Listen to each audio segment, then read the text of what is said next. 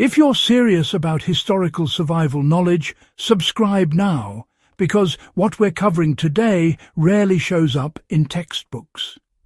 Most people assume warmth in the Viking Age meant constant open fires, thick smoke, and endless fuel. That assumption is wrong. Norse households developed a floor-based thermal system that captured, stored, and slowly released heat without relying on continuous flame. This wasn't folklore or luck. It was practical engineering born from brutal winters, scarce fuel, and generations of trial and error. Stay with me, because once you understand how this worked, you'll never look at ancient homes or modern insulation the same way again. The problem Vikings faced was not lighting fires, but surviving long winters without burning themselves out of resources. In Scandinavia, wood was valuable. Cutting, drying, and storing fuel cost time and labour, especially when snow locked landscapes for months. Constant indoor fires also meant smoke inhalation, soot build-up, and structural decay. Viking builders responded not by making bigger fires, but by redesigning the ground beneath their feet. The answer was the floor itself, engineered to act as a heat battery. The core of this system was the layered earthen floor, often referred to by archaeologists as a packed clay or stone-lined floor, but that label undersells its sophistication. Viking floors were deliberately built with multiple layers of compacted earth, clay, gravel, and flat stones. These materials weren't chosen randomly. Clay has high thermal mass, meaning it absorbs heat slowly and releases it even more slowly. Stone behaves similarly. When heat entered the floor, it stayed there long after the source disappeared. Heat entered the floor in several ways. Hearths were often placed centrally, sometimes slightly recessed. Instead of blazing continuously, fires were burned intensely for short periods. The surrounding stone and clay absorbed that heat. Once the fire died down, the stored warmth radiated upward for hours. This reduced fuel use while keeping living spaces stable rather than swinging between hot and freezing. What makes this truly interesting is that Vikings extended this concept beyond the hearth. In longhouses, livestock were often housed at one end or in adjacent structures. Animal body heat warmed the ground, which then conducted warmth through shared earthen foundations. This was passive heating in the truest sense. No chimneys, no ducts, just physics and patience. The floors themselves were intentionally thick. Some excavated Viking homes show floor layers exceeding 30 centimetres. That thickness mattered. Thin floors lose heat quickly.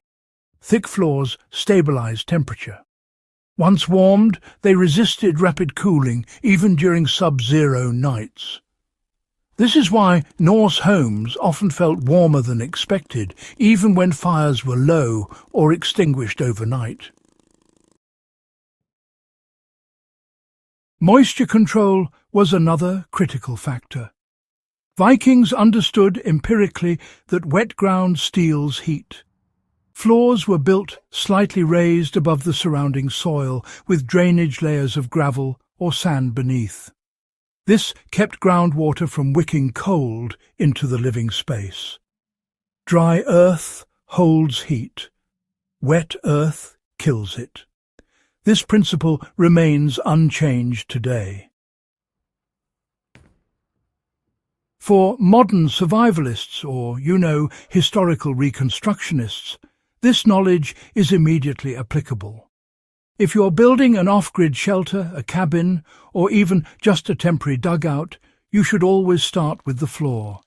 Dig down and lay a drainage layer of coarse gravel. Then, compact a thick layer of clay-rich soil above it. If you have them, add flat stones or brick. Heat the space intermittently rather than continuously. You'll notice the floor becoming warm to the touch hours later, radiating heat upward long after the fire has burned out. Even without a fireplace, solar heat can be captured this way. In a south-facing structure, sunlight warming the interior during the day will actually charge the thermal mass of the floor. At night, that stored warmth releases slowly. This is exactly the same principle used in modern passive solar homes, except, well, Vikings were doing it with dirt, stone, and a bit of clever observation. Another overlooked element was floor maintenance. Viking floors were regularly recompacted and resurfaced. Ash, crushed bone, and organic matter were sometimes mixed into the top layer. Ash increases alkalinity and dryness, improving insulation while discouraging pests. Bone fragments added structure. These weren't dirty floors. They were engineered surfaces, maintained like tools. This system also explains why Viking homes often felt warmer near the ground than at head height. Heat radiated upward from below, reducing drafts and making sleeping platforms along the walls especially effective. Sleeping close to the floor wasn't primitive. It was strategic. The broader lesson here is that Vikings didn't fight their environment with brute force. They collaborated with it. They accepted slow heating, stable temperatures, and passive systems because those systems didn't fail when storms hit or fuel ran out. In survival terms, that mindset is gold. If you strip this idea to its essentials, the Viking floor trick teaches 3 rules. Store heat instead of chasing it. Keep moisture out at all costs.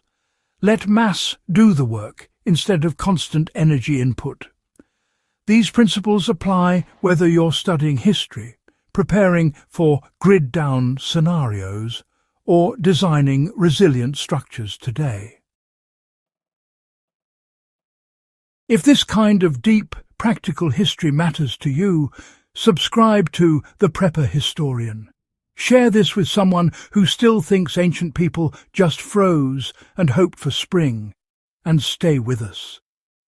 There's a lot more buried under history's floorboards than most people ever realize.